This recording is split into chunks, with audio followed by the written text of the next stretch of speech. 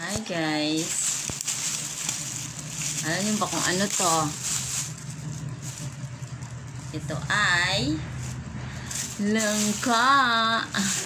Langka to guys. Ngayon sabi ng asawa ko, tanggalin ko raw yung mga seeds niya. Ayaw kasi niya nito. Kasi matigas daw. Nakita niyo yan. Matigas. Diba? Oh. Pinapaalis na yan guys. Ito. Yung mga balat niya. Yan ang matigas dyan. Haalisin niya natin. Dahil ayaw na ayaw niyang kainin to na may balat. Kailangan kong tanggalin. Isa-isa raw sabi niya. Tingnan mo ha. Pinahirapan pa ako. Ganyan ba? Ganyan ba yung nagmamahal sa tao? Pinapahirapan ka. Tsareng. Yan guys. Tanggalin natin. Kasi ayaw niya ng may balat. Matigas kasi yung balat sa buto. Nakikita yung sa gilid. Tatanggalin natin yan. Shout out pala sa mga viewers. Thank you po sa suporta nyo sa Janet Vlogs, Jejalu Vlogs, and TikTok at saka sa Facebook page. At sa aking reels. Janet Vlogs pala. Subscribe nyo po ako sa YouTube channel ko ha. Huwag nyo pang kalalimutan i-subscribe ako sa Janet Vlogs. May mga post din po ako.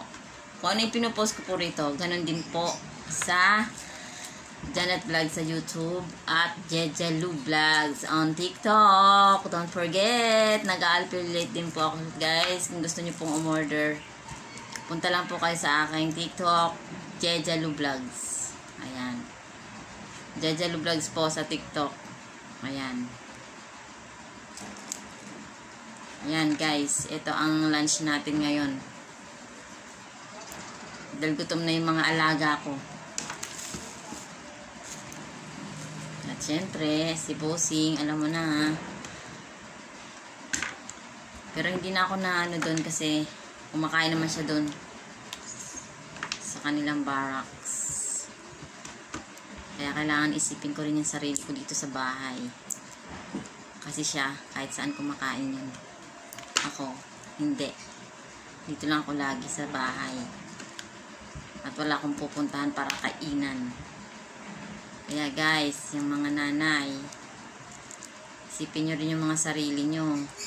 Mga misis. Huwag yung kakalimutan ng inyong sarili. Okay guys.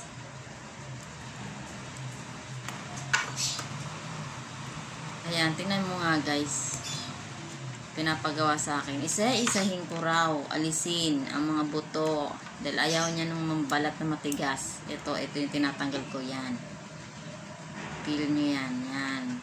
Oh, matigas kasi yan guys eh. Yung may brown na yan. Matigas yan. Pag kinain.